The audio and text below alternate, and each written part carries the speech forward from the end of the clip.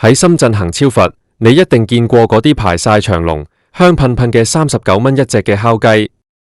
無論係山姆、開市客定係盒馬、華潤萬家，呢啲39蚊甚至29蚊嘅烤雞，永遠都係全場嘅焦點。你睇住嗰啲雞皮脆肉嫩，仲要不斷流晒汁咁樣。喺而家呢個物價飛漲嘅年代，39蚊人民幣折合返港幣都係得40幾蚊。你喺香港買半隻切雞都未必得啦。點解人哋可以成隻雞賣俾你，仲要幫你燒埋、包裝埋，甚至仲要賺錢呢？好多人攞到隻雞，第一反應係話好抵啊，但係食食下，你心入面有冇浮現過一個問號？呢隻雞到底係咩雞？點解可以咁平？係唔係傳說中嗰啲打咗激素、生咗6隻翼、8隻腳嘅怪獸雞？定係佢哋用咗啲放咗好耐嘅雪藏肉？今日我就要同大家拆解呢個39蚊烤雞背後嘅商業邏輯同埋供應鏈真相。睇完之後，你可能對呢隻雞有全新嘅體會，甚至會諗清楚，下次仲敢唔敢咁樣大啖食落去？我哋先嚟講下呢隻雞嘅出身。好多人以為呢啲平價雞係食激素大，所以先長得咁快。老實講，呢個係一個流傳咗好多年嘅都市傳說。事實上，呢啲烤雞用嘅係一種叫大白羽肉雞嘅品種。呢種雞係由外國引進嘅品種，佢哋最大嘅特點就係生長速度極快，由雞仔出世到可以出欄屠宰，通常只需要35日到42日。你冇聽錯，就係40日左右。呢種雞唔需要打咩激素，佢哋本身嘅基因就係為咗長肉而生。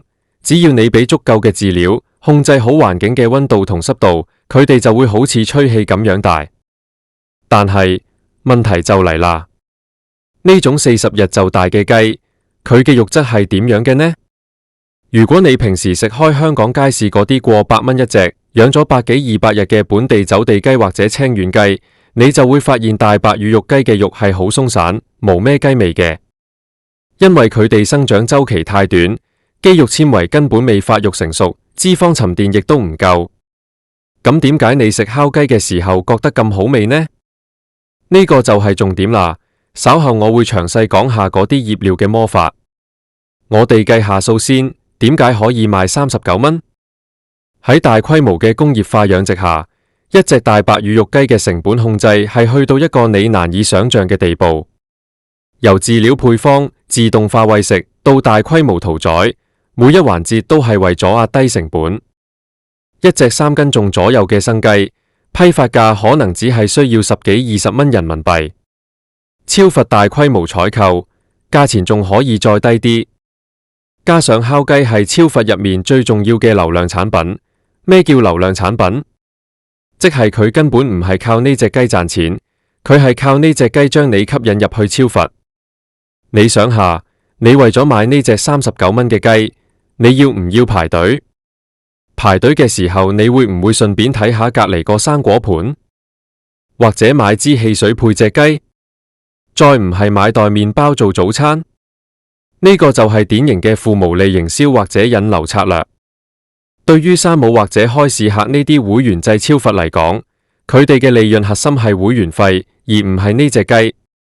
佢哋將烤雞定價喺39蚊，係要營造一種呢度啲嘢真係好抵嘅心理暗示。只要你覺得隻雞抵，你就會覺得佢成間超佛嘅嘢都抵，然後你就會心甘情願咁俾嗰幾百蚊嘅年費。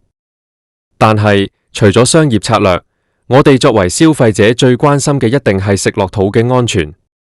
雖然話唔係打激素，但係40日就長大嘅雞，為咗防止佢哋喺密集式養殖場入面病，藥物控制係避無可避嘅。雖然國家有嚴格嘅停藥期規定，確保屠宰時藥物殘留符合標準，但係咁大規模嘅工業化生產，難免會有啲漏網之魚。而且呢啲雞長期被困喺狹窄嘅籠入面，運動量幾乎係0，心理壓力大，免疫力差，咁樣嘅雞肉，營養價值同風味自然唔可以同傳統慢養嘅雞相比。再講下嗰陣香味，點解39蚊嘅烤雞可以香到成條街都聞到？你去睇下嗰啲烤雞嘅配料表，如果佢有標示嘅話，你會見到一長串嘅化學名詞，谷氨酸鈉、程味核酸二鈉、焦磷酸鈉、三聚磷酸鈉，仲有各種人工香精。呢啲嘢嘅作用只有一個，就係掩蓋大白羽肉雞本身嘅淡味同雪藏味，同時增加肉質嘅持水性，令到啲雞肉食落去好似好滑、好多汁咁樣。其實你食緊嘅好多時唔係雞味，而係調味料嘅味。特別係嗰啲焦磷酸鈉，佢哋可以鎖住肉入面嘅水分，令到隻雞燒完之後重量唔會縮得太犀利，睇落去飽滿啲。但係呢類磷酸鹽攝入過多，對腎臟係會造成負擔嘅。加上烤雞本身係高溫烹飪，如果醃料入面糖分高，高溫之下會產生一啲致癌物質。所以雖然39蚊好吸引，但係如果你日日食當飯食，對身體絕對係一種挑戰。仲有一個好多人忽略嘅細節，就係衛生情況。雖然大型超罰嘅環境睇落去好乾淨，但係喺高峰時期，工作人員要處理成千上萬隻雞，由拆袋、醃製、上架到出爐，呢個過程中有冇嚴格遵守消毒程序？烤箱嘅內壁有冇定期徹底清洗？仲有嗰啲喺架上面擺咗幾個鐘都賣唔去嘅雞，最後會去咗邊？係唔係會被拆肉做成沙律或者其他熟食？呢啲都係超罰唔會主動話俾你聽嘅秘密。我曾經聽過一位喺連鎖超罰做過熟食部嘅朋友講，為咗維持39蚊呢個價錢，佢哋對成本嘅控制係精確到分嘅，每一毫升嘅洗潔精，每一度電都要計。喺咁大嘅成本壓力之下，人性係好難經得起考驗嘅。當你要喺效率同衛生之間做選擇嘅時候，好多時效率會排喺第一位。所以你買到嘅嗰隻雞，可能係喺一個極度繁忙甚至混亂嘅環境下生產出嚟嘅。講返香港人點解咁鍾意返去買？除咗平，仲有一種補償心理。喺香港食隻雞，求其一間燒味店都要過百蚊，而且仲要係好細隻嗰隻。相比之下，深圳嘅大烤雞簡直係性價比之神。但係我哋要明白，香港嘅高地價、高人工，加上對活家禽進口嘅嚴格限制，注定咗香港嘅雞價唔會平。而深圳嘅39蚊烤雞，係建立喺強大嘅內地農業工業化基礎之上。工業化係進步，佢令到好多低收入人士都可以食到肉，呢點係要肯定嘅。但係當工業化去到一個極端，將生命變成一組冷冰冰嘅數據，將食物變成化學品嘅載體，我哋作為消費者就要保持警惕。39蚊買到嘅唔單止係一隻雞，仲有一套工業體系下嘅健康隱患。如果你問我39蚊烤雞仲食唔食得，我會話偶爾食一次半次滿足下口腹之欲係冇問題嘅，但係千祈唔好覺得自己執到寶。你要知道，呢個世界上無免費嘅午餐，亦都無緣無故嘅便宜。當你食緊嗰隻又滑又香嘅雞髀嘅時候，你要記住，你食緊嘅係40日嘅生命，一堆化學添加劑，同埋超罰引誘你消費嘅魚餌。我建議大家，如果你真係好鍾意食烤雞，不如試下自己買隻好少少嘅三黃雞或者文昌雞返去，用最簡單嘅鹽同胡椒醃下，用焗爐燒。雖然成本可能要60-70蚊，時間又要花多啲，但係起碼你食得出雞肉原本嘅纖維感，唔使擔心食咗過多嘅磷酸鹽同香精。39蚊呢個平價神話，其實係現代社會消費主義嘅一個縮影。我哋追求快、追求平、追求感官刺激，往往忽略咗食物最本質嘅意義。下次你去到深圳，見到嗰條長長嘅排雞龍，不妨停一停，諗一諗，你到底係買緊食物，定係買緊一個包裝好嘅平價幻覺？講到呢度，我諗大家對呢隻39蚊烤雞嘅真相已經有咗一個大概嘅了解。由大白羽肉雞嘅基因，到超罰嘅負毛利營銷，再到醃料入面嘅科技與狠活，呢隻雞嘅每一部分都寫住生意2個字。我哋唔係要否定工業化嘅成果，但係我哋有權利知道自己食緊啲咩，亦都有權利喺了解真相之後，做出更理智嘅選擇。有人可能會話，我窮啊嘛，39蚊有隻雞食已經好感恩啦。呢個我絕對理解，生活唔容易。但係平唔代表要犧牲知情權。如果你知道呢隻雞嘅來源，你可能會選擇食得少啲，或者喺食嘅時候搭配多啲新鮮蔬菜去中和下啲添加劑。呢個就係資訊對等嘅重要性。除咗雞本身，我哋仲可以睇下成個產業鏈嘅影響。呢種極低價嘅競爭，其實對中小型嘅養殖戶係一種毀滅性嘅打擊。當大家都被教育成覺得一隻雞就係值39蚊嘅時候，嗰啲堅持傳統養殖、唔用大量抗生素、俾雞有空間活動嘅小農場，根本無生存空間。最後，我哋嘅餐桌會被呢啲工業化嘅標準品壟斷，我哋會失去咗對真正美味嘅記憶。你可以想象下，20-30年後，我哋嘅下一代可能已經唔知咩叫雞味。佢哋心目中嘅雞就係嗰種軟綿綿、充滿化學香味、入口即溶嘅嘢。呢個係唔係我哋想要嘅未來？我覺得唔係咯。所以每一次消費其實都係一次投票。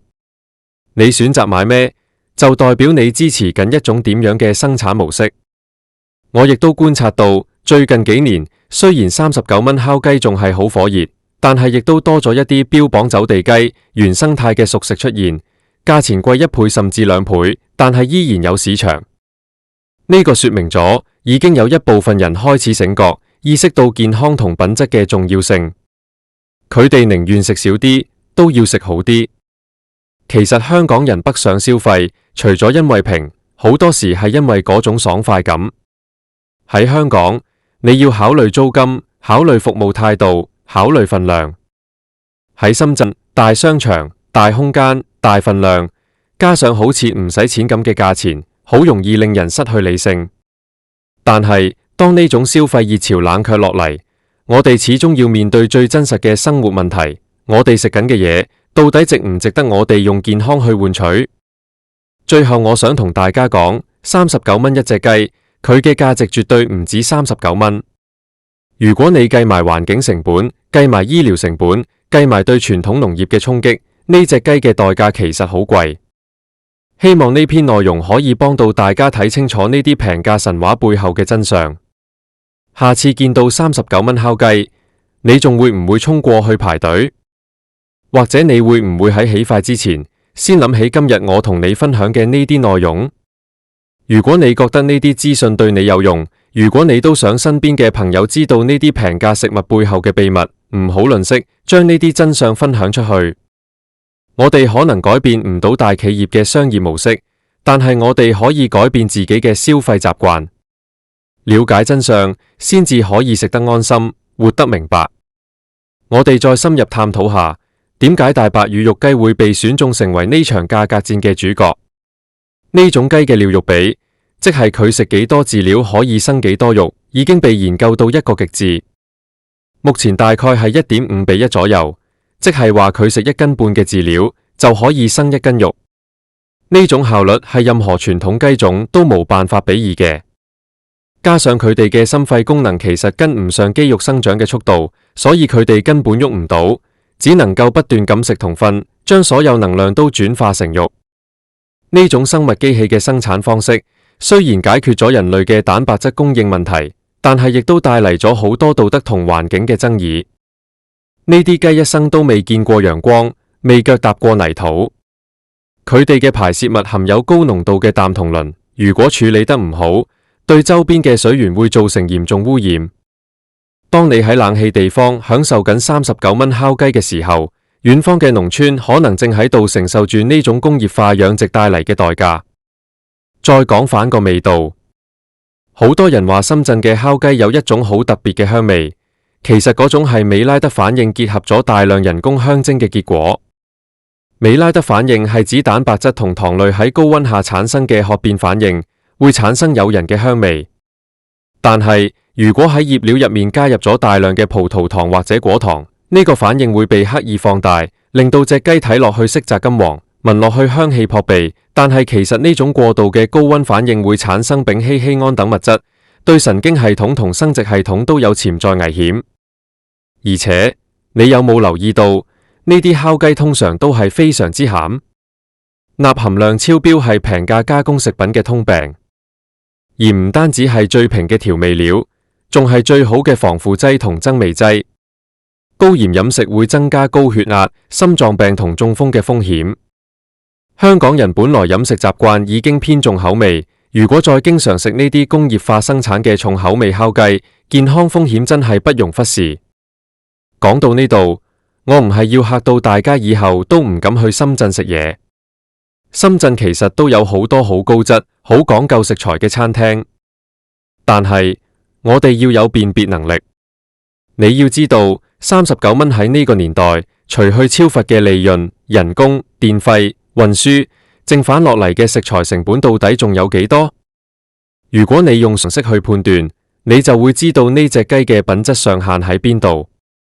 我哋作為消費者，最有力嘅武器就係我哋嘅荷包。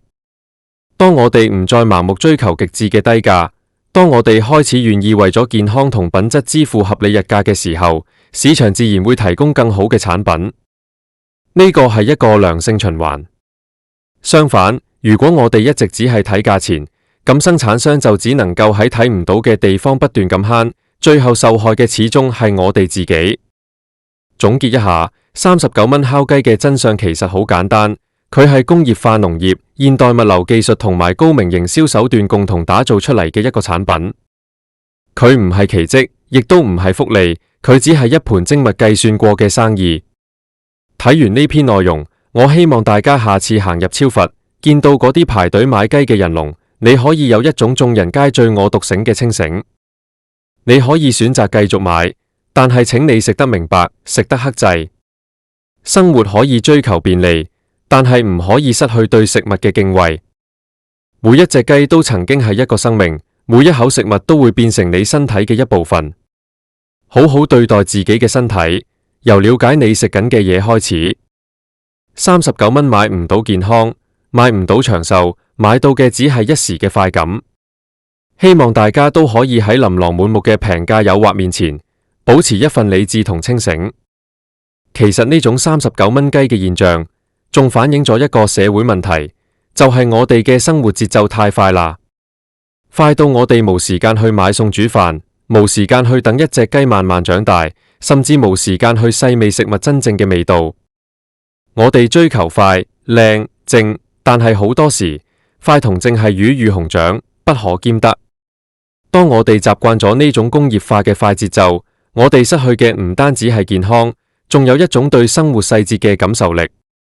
我記得細個嘅時候，屋企人去街市買雞，要揀嗰隻對眼有神、羽毛有光澤嘅。反到屋企要浸雞、要斬雞，嗰陣雞味真係隔幾條街都聞到。雖然辛苦啲、貴啲，但係嗰種滿足感係而家呢啲塑膠盒裝住嘅烤雞俾唔到嘅。我唔係話要返去以前嗰種生活方式，但係我哋係唔係可以喺現代生活入面揾返一點點對食物嘅尊重呢？最後，如果你真係好想北上消費，試下揾啲標榜用本地土雞、現場新鮮湯、現烤嘅店鋪，價錢可能會係69蚊或者89蚊，但係相信我，嗰幾十蚊嘅差價係買緊你嘅安心同埋真正嘅美味。唔好俾39呢個數字蒙蔽咗你嘅雙眼，真相往往就藏喺嗰啲你以為執到寶嘅細節入面。今日同大家講咗咁多，由生物學講到經濟學，再講到心理學，目的只有一個，就係希望大家做一個聰明嘅消費者。世界好複雜，但係只要我哋肯去探究，真相其實一直都喺度。多謝大家聽我講咗咁耐，希望大家都可以食得健康，活得精彩。下次再同大家拆解更多你身邊嘅商業真相。